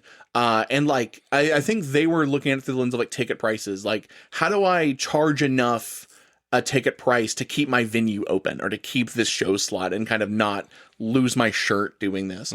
And my big thing is, I think a lot of improvisers, a lot of people in the scene, and maybe this is a helpful mentality when you're still learning it to take some of the pressure off. But there is this, we're just goofing around thought process and mentality to a lot of improv that I think discredits both the heights the art form can achieve, the hard work that goes into it, and your own self-assessment of it. My big thing is, and this was the thing like back when I was artistic directing at Southside and all these places, I'm like, look, if you think that the work that you're leaving on stage is only worth $5, then you are correct. I think that if in service of trying to not only keep my venue open, but with the goal of getting my performers paid, making this a viable thing for me to do, I look at it and go, what do I need to be doing to make sure that I'm earning that cost of admission for my audience member? Yeah. And that's kind of a business-minded way to do it. But then it's also, I think, an artistically reinforcing thing of, if I'm asking you, the way that I put it to that cast where I was like, I think we need to be trying to do more with our show than this, is like, even if our tickets were $0, we're doing a free show. At the bare minimum, think of your audience's experience to coming to see this. It's a Friday night. They've worked 9 a.m. to 5 p.m. They've gotten home in traffic. They get home at 6 p.m. Them and their partner probably have coordinated to get a sitter for their kids so they can be safely home for the night. They're dressing up. They're probably going out to dinner. They had to find a place to get dinner, go there, sit down, order, enjoy their food, then come to see the show. Our show is 2 hours long. It's a tough ask. Even if you have asked them for none of their money, you've asked them for really 5 to 6 hours of their day. And I think if you're going to have, frankly, the audacity to ask somebody for that much of their time, you owe them a show that is nothing short of exceptional. Yes. Even more so if you're going to ask them for $20. Yeah. And that's always been kind of my push and pull where, like, look, I think there's ways to make shows accessible. Ultimately, I'll just hand out comps. Like, I have the luxury of, I can do enough whenever I'm able to do shows, I can do them enough where I'm like, I'm going to safely at least make back my investment on it. So I'm not, I don't make enough money in my private life to just start blowing it on shows. Sure. And so I'm like, I make enough to cover the cost of this show. And ultimately, if you're interested and you cannot pay the ticket price, I would rather you just be here. And so I can make those things work. But you have to, I think like you're better served by charging a price that's relevant for the quality of work you're doing. Because also what I've seen, like in Atlanta's own scene, roll call theater, as a live event space has functionally ceased operation. At least it does not regularly schedule shows. And it was in Atlantic Station, a place where audiences do have money. And they could go around and say, hey, we have the show. It's only $5. And people would go, oh, it's only $5. Atlantic Station? Atlantic Station. That's where, it's where the old roll call space was. Oh, I didn't know that. And so they would go to audiences and like these people who certainly can afford to see a show. And they're like, hey, it's only $5. And people would literally go, oh, it's only $5. I'm good. I'll stay here at my ramen bar. I'll stay here at whatever else I'm doing. Yeah. If it's only a $5 show, how much could I really be missing out on? And the thing is, they aren't incorrect. I've seen a lot of shows that are fairly cheap, and I'm like, I think that the performers are having a great time. Do I think this is a show that's exceptional? No, I do not. And I think there's this thing of like, oh, well, we can still have improv be a fun thing that we do, and it's an exceptional like experience to get to do. But if you want that to go to a stage where people are going to come and see you perform, it can no longer just be about you and your friends having a fun time. Yeah. You're asking other people for their buy-in. You have to be doing more. I think so too. I listened to a podcast episode on Yes Also with Susie Barrett. I forgot the name of her guest, but I'll find it and I'll link it. Let me make a note real quick. Yeah. Okay, so in this episode, the guest was talking about this style of producing shows that he's doing. I forgot which major city it was. And he's being in the episode, Susie acknowledging him as he's known for the best producer in the city, the way he makes shows. But he's talking about this new way of making shows. The show is free. Okay. The show is free. And at the end of the show, they say, if you enjoyed the show, Venmo or pay the QR code, pay what you think the right price the show was worth. Mm-hmm. And he said we get a variety. You get $2, $5, $20, $50, depending on the person's experience of the show. Mm-hmm. And not just that, they also live stream their show. So they record it. They do the angles thing, or whatever, the 3 angles front and the sides. And then the live stream is $5. Also, they record it, and then if people want to watch it online, that's another revenue stream. And he makes enough to pay the performers through that too. And that's a local legends, Marcus Galashaw and Freddie Boyd. Their show Regular, though, whenever Freddie Boyd now I believe lives in Los Angeles, whenever he's back in town, they typically do a show over at I'm forgetting the name of the venue. But they do a show, and their ticketing structure is just like, hey, the ticket is $10. There is also a $20, $30, and $40 ticket, and they're exclusively there if you feel like paying more for the show. And that's also a structure that I've really enjoyed, because it's like, hey, the show is accessible. Ultimately, like, we just need to cover the cost of the rental, and that's quick math. The rental cost us X dollars. I don't know their arrangement or anything, but like, cost us X dollars. I think I can sell at least this many tickets. Price that accordingly. Divide, and then if you particularly enjoy these performers, you're coming back to see it, or just if you're an audience member who has some extra cash to throw around, you can pay more for your seat. It's kind of that same thing, but in reverse. It's like and they have, people in the city do know their show. They know those performers at the very least. And that's also a structure that I've really liked, because also in their framing of the ticket, they're like, all of these are the exact same ticket. It's the exact same experience. How much do you want to put in to this show? Yeah, there's something there I think we're not tapping into yet in Atlanta, and I'd love to explore that more. Yeah. But something that I think I see some of the other major cities doing that I don't know if we have the resourcing for yet is the recording shows, clipping it, and then posting, and then the social media content. The stand-up model, that's good. That's been working, right? Because there's you kind of have clips from a show. Because that's the big thing is, like, audiences reasonably want to know what they're getting into before they show up. But part of that's intention with part of improv is it being spontaneous on the night. So you want to give people, a taster of what broadly they can expect, but you literally with improv cannot give them an actual example of it, for example. And I think we've seen that with Dropout, right? Because exactly, that's exactly what's coming to mind. As an audience member, I will say that I get a lot less out of Dropout than I do a random live in-person show. But that's because I just genuinely do prefer live performance over things on screens. So that's going to always be the case, but it's certainly not lost on me that they're able to monetize exceptionally well, because clips of theirs go, far and wide all the time. If you were trying to get a friend into a Dropout show, it's exceptionally easy, because you can send them hey, here is the kind of thing that's there. Also, it means that they have a back catalog for anyone who is new to really get deep and kind of really get caught up very quickly. And I think, where you're seeing teams that are doing well, and I mean, this is also a material reality, because if you want to submit to festivals, you need to have recorded material. They ask for it. The double side of that is that you get to have a set to go like, hey, are you curious what I tend to do? Here it is. I can just send that to you. Watch it at your leisure. If you like it enough, then come see me live. You get to be part of the show. Yeah. Oh yeah. So there's something I feel like we're on the cusp. I feel like Atlanta's we're leveling up, we're growing, and we're getting close to the ceiling. I feel like there is a ceiling. I think once Relapse opens, that'll open up again with some more stage time. Yeah, but I feel like we're growing and learning. It's a thing that I think coming from regular theater really helps me with a lot of this. Is a lot of people that I talk to are producing like, how much should we charge for tickets? They're like, 10 feels like a lot. And I'm like, dude, if you go see a regular scripted show, that ticket's $40, $50. Understand that, like, I think improvisers who, maybe their improv journey started with, hey, my company needs me to do presentations. I'm nervous in front of crowds. I'm going to take a level 1 improv class. I'm going to get over that fear of public speaking. And maybe they get the bug, they go to jams. And so now they perform it at kind of like a hobbyist level.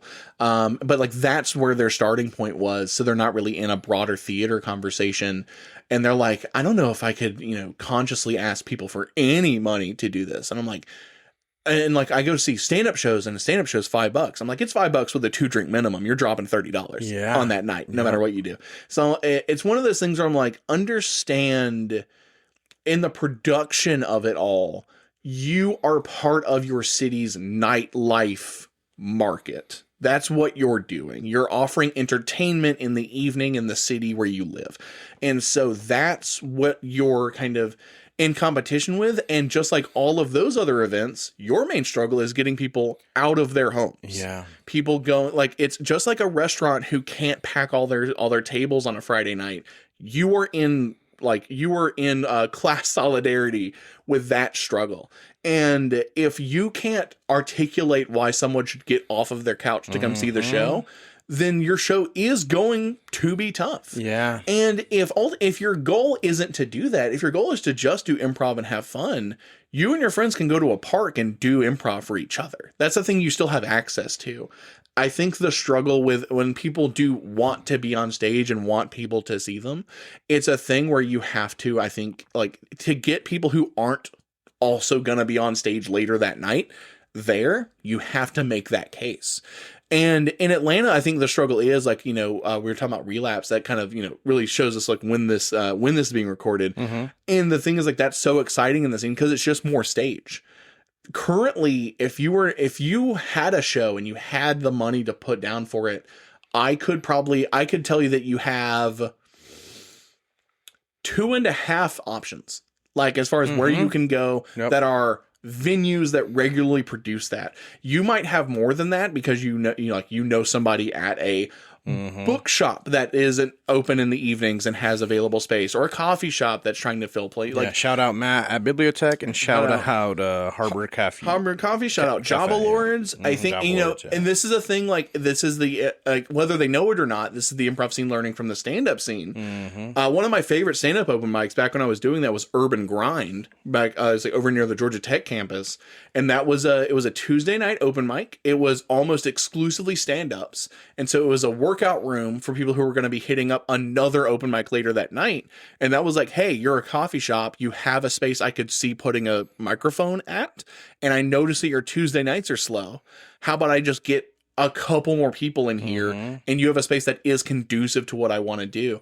That is the kind of, like, hustle and grind to just get somewhere. And like the French shows, which is the team over at Java Lords, I think most, if not all of those shows are just free. Because it's that, then that's part of that negotiation on the production side. They're bringing people in for the bar and cafe. And they're like, you would otherwise be making whatever, you know your own budget right now, your own spreadsheet. We're going to bring in some amount of people, and you kind of are able to prove success. And then if you want to stay in that venue, like, let's say there's something about it you really like, but you're like, we need this to make more sense financially.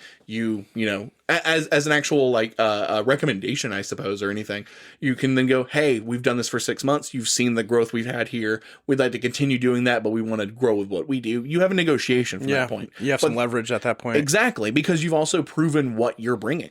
Yeah. Yeah. And if not, you have your crowd. That crowd now has seen your show. They've seen you perform. And you can then hopefully move them somewhere where you and your team can, fund a trip to Chicago for a festival, fund for festival applications, right? It's like, even if you don't have goals of, like, oh, I want to make a ton of money just in my city, it's like you can not be out of pocket going to other places. There was, Measure Island, we were under an LLC and had a business bank account. Yeah. So, like, team funds were in there, and that's what helped getting the team to festivals, traveling to festivals and Airbnb and all that stuff. So there's, like, there's ways to do it. Yeah, there's ways to do it. Yeah, and I mean, it's one of those things where, like, it's if you want to just keep it at a hobby level, that's eminently attainable. You could do that today. That's not actually that difficult, thankfully. Yeah. Part of that is jams being accessible. Part of that is the producers who do exist in the scene do pull from the people who are just around. Like, if you show up at a jam, you do well. I mean, I can say from personal experience, both, like, whenever I do cast shows, I typically just look for people who are good improvisers and engaged in the community, and that's it. Those are the things I consider. I run Golden Egg. Golden Egg is an open mic. It is literally a show that exists for people who are brand new to submit ideas to. Yes. There are spaces in the scene if you're kind of getting your feet under you. And I mean, like, not to say, those things just happen. Golden Egg happens because I worked at it, but most of the work is done by the people who perform in it. It was just I fronted up the first amount of rental, and then that show carries itself from there. Yeah. And for those who don't know, Golden Egg Incubator Show is a show where it highlights brand new teams and new formats of teams, where it's the debut of a team or format. Yep. Each time. It is a fantastic show. I think sells out almost every time. Just about. I've seen it. Does that tonight. That's my evening tonight. Yeah. Follow. What's the tag? goldenegg.improv. I think Golden Egg Improv. Golden Egg. If you type in Golden Egg, you'll probably see it. It'll get you there. Follow that page. It's a fantastic show, especially to see new teams and improvisers trying new things. And that's why it exists. Yeah, it's fantastic. I got to run an improv league once, and just seeing what ideas people come up with. Ultimately, I'm like, that's what I want. And I'm like, people aren't. It's a bit too much of an ass to ask everybody in the scene to produce their own show. So I'm like, I'll front load that work. I love and that. Then I'll get to see a larger variety of shows. Yeah. I want to chat improv advice. Yeah. Did you ever have someone's improv advice to teachers stick out to you? Something that really stuck with you that's helped you? A couple. I think when you think about yourself as much as I do, like, and especially as an improviser, Drew, people are learning a lot about you in this podcast episode. How cocky you are. I'm also learning about you. I don't think I've ever heard you speak about you to this extent. This is fascinating to me. I normally don't. While I do come across and actively pursue being cocky and a bit brash, I don't talk about myself often unless I am asked, because I'm like, people don't care. But hey, save some of that self-confidence for the rest of us. Yeah, exactly. I save it for the stage. That actually is real. That's part of mine. Like, if I'm up here, I earned it. Yeah. I think when if you reflect on, I think your journey in anything, especially anything that's a pursuit.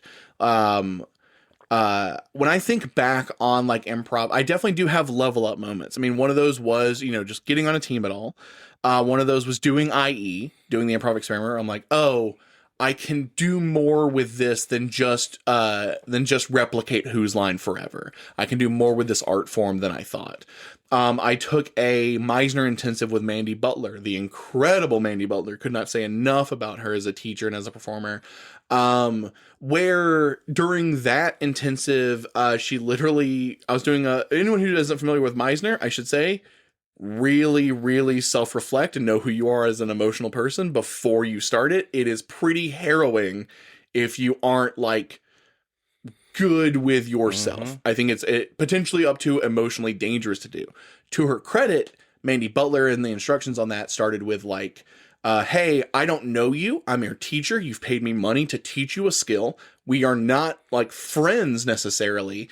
If I'm going to, and to do right by you, I'm going to put you into positions that are emotionally uncomfortable, psychically uncomfortable. And if it's past the line for you safety wise, you have to self-advocate, which sets the stage very well for, I'm going to push you, but know that my main goal is your safety. So do not feel like you have to be in danger here, but if you can handle the discomfort, that's good.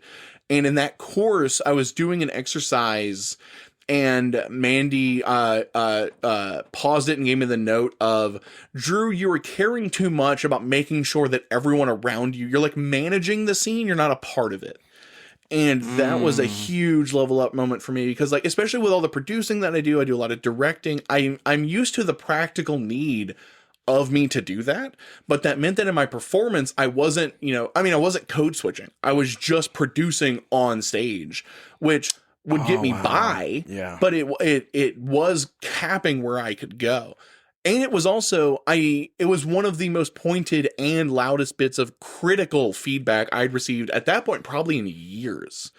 I was in an intensive with Kevin Galeese and Joe Bill at Dad's Garage, and I was in a scene where my scene partner, we were back of house people. They were like washing their hands really intensely, and I kept dancing around what is obvious OCD. And Kevin pauses the scene. He goes, hey, like, Drew, do you know like what's going on here? He goes, and I'm like, yeah, they have OCD. He goes, cool. So the whole audience also already knows what's happening. You aren't voicing it. And it was another one of those examples of me like, I was not wanting to push on another performer. I had gotten the note, Daniel and I would both get this when we were Knitwits, where we were accused of being sharky in scenes. And the reality is like Sharky, bullyish in scenes, steamrolly is a more common term. Okay. But the big thing is like Daniel and I, and we felt this way at the time, and we feel this way more so upon reflection, but like we would wait for our scene partners to, you know, lead with, make a big offer. But if you didn't, I was not going to sit and wait around for you to do so. And I had internalized that note to the point when I get to this workshop where like I was hesitant to call out something that was obvious, because then I felt like, oh, maybe I'm pigeonholing you.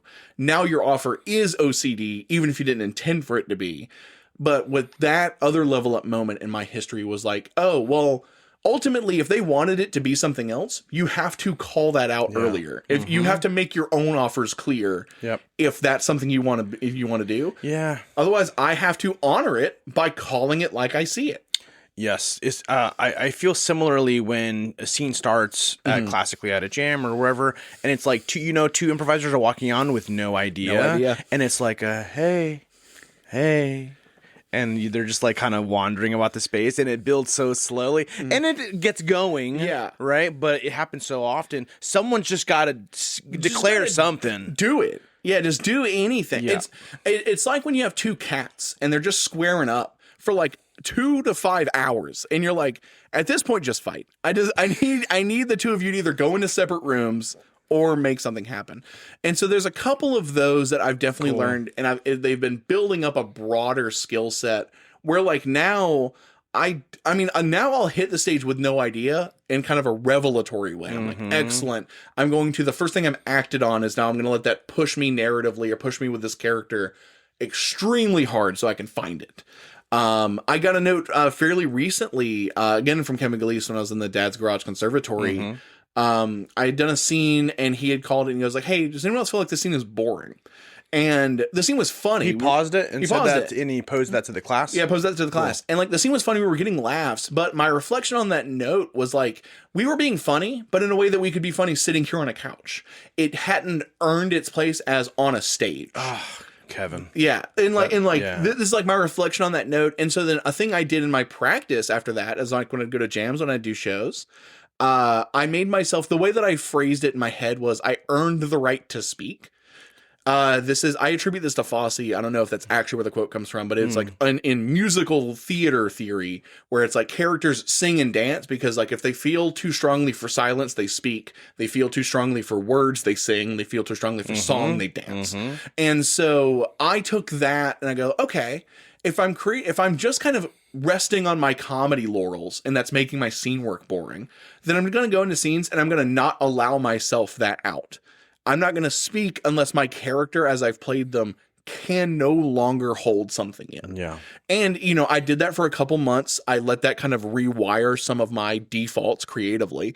And I think I've learned and developed a lot of positive stuff from that. I'm a lot more physical. I'm always like physical on occasion, but I'm a lot more physical in the wake of that than I had been before. My scenes involve a lot more action, movement, props, space work.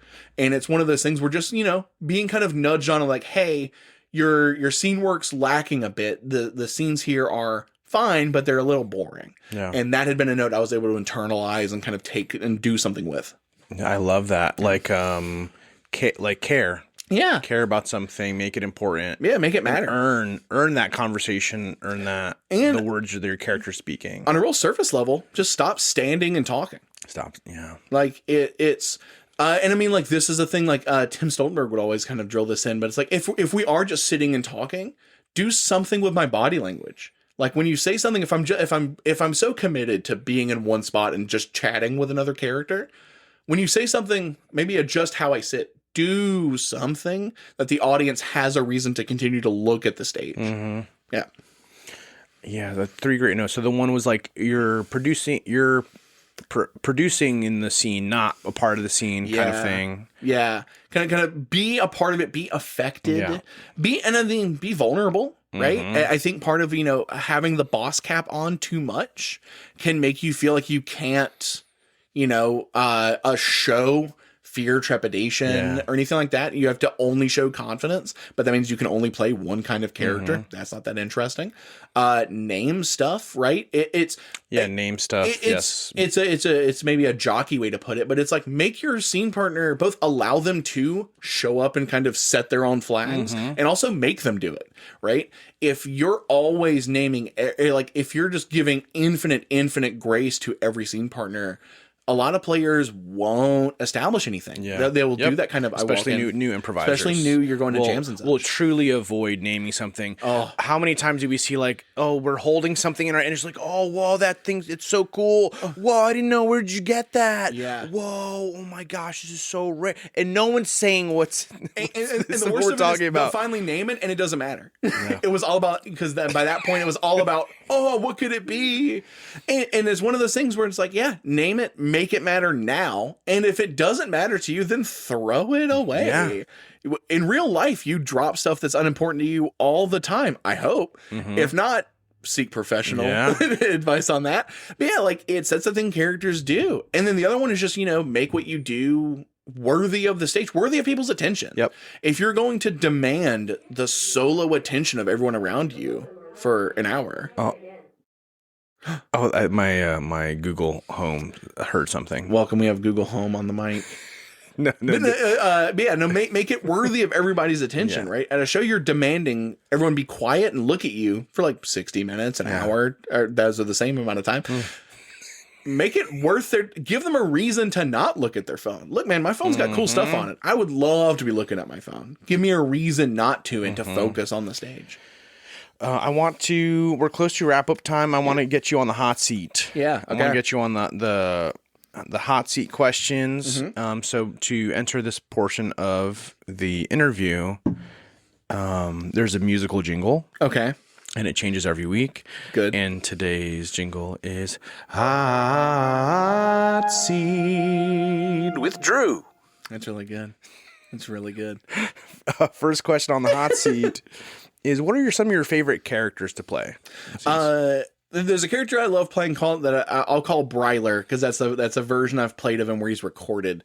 The archetype, I think me and Tom Rittenhouse play this exact character the same way, but literally just I did him in a set recently where I was like, sup, I'm Bryler, 17 years young, and I love to skateboard, and I just love like walking on stage with my arms up like I'm on a skateboard. Like a dude, bro, like high schooler. Yeah. I love like saying the word kickflip out loud whenever he does kickflips.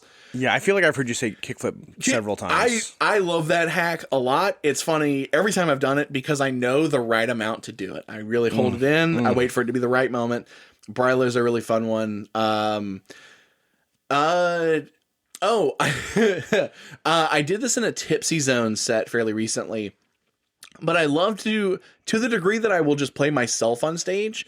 I love to kind of put people's feet to the fire. I do this most with Daniel whenever he and I get to perform. But I was with Andy in a set, and he was an archaeologist intern, and he talked about how he believed that ancient pottery was really a roadmap for how people thought. And I just looked at him for a beat, and I just go, why?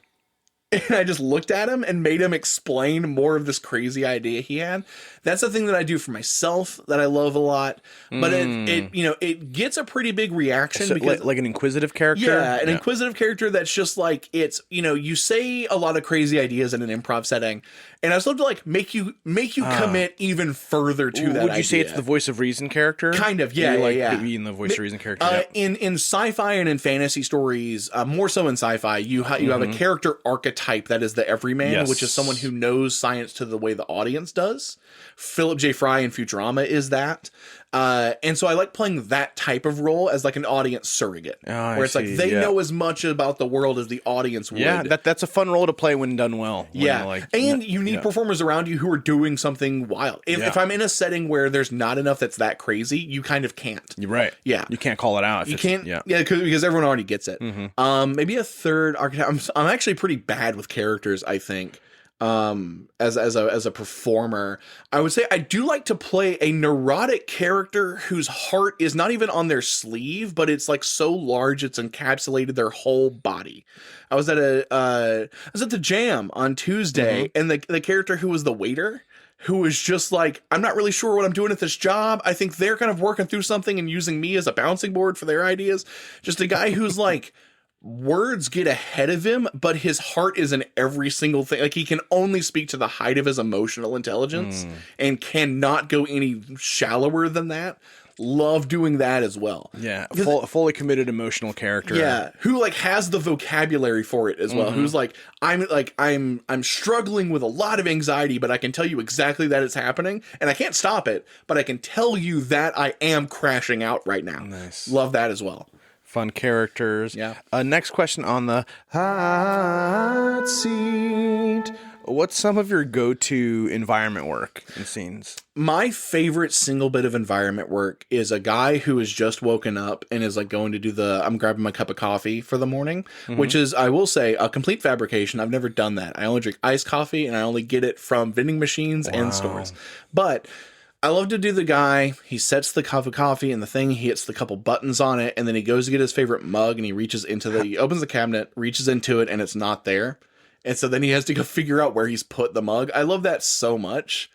Oh my god! Because it's such a waste of everyone's time on like on a sheer like surface. You've done that. You've done that multiple times. I've done that multiple times. It's just, you walk in because you have to truly understand, like a kitchenette, like, and where you want to put the coffee maker and like the oven and the fridge. Yes, because you have to go touch on everything, and just the when you're doing object work, everything just gets to be correct all the time. It gets to be exactly where you want it. And so having a character then have to like struggle means, one, I have to further engage with my environment, and I get to go on a little journey, and it's novel. Like a character just finding the coffee, like, cool, you're doing that really well. But I love a character who's really sleepy and then going like, damn it, I have to like focus right now. I haven't even had my coffee, and then I have to go searching for it. That's a really fun like journey I can do until somebody enters the scene after me and makes me do something.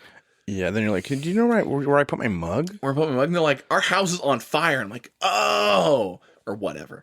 Wherever the scene goes. Last question on the hot seat is, what's some advice that you want to give to new improvisers in the scene? To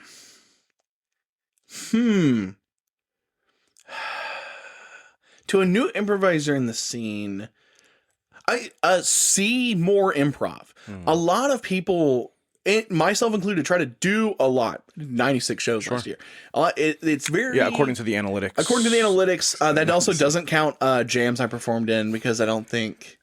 that's a social event for me. But I think a lot of people get really hung up on doing a lot of shows. And I think there's validity in that. There's, putting yourself out there, calling a shot of, I'm going to be doing this specific thing.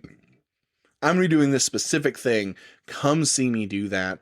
But also, where are you in the conversation of your local community, right? Are you doing shows that are any different from your peers?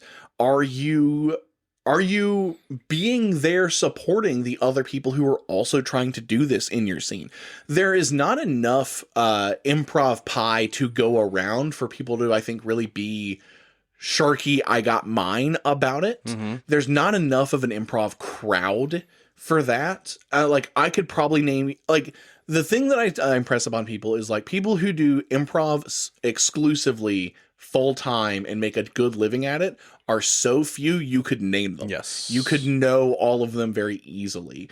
So it doesn't make sense to be very self-interested in, despite what I've said previous to this, self-interested in how you approach the form. And nobody knows the right way to do improv. People just gradually build up a variety of bad ways to avoid. So the more of it you can see and be exposed to, the more varied approaches you can take in, the more of a tool belt you will have whenever you are hitting the stage. A thing that especially when I came to Atlanta, and I was seeing such a large variety of different types of shows, is I approach them in a way that I would consider I was very sat forward as an audience member. I'm essentially like watching football tape. I'm watching to see, I'm like, where do I think their edits are? Where can I see the bones of this format? And sometimes I wouldn't be able to. And those would be extremely exciting for me because that meant that there's still some of the magic. I won't immediately know how it is that y'all perform this show this way each time.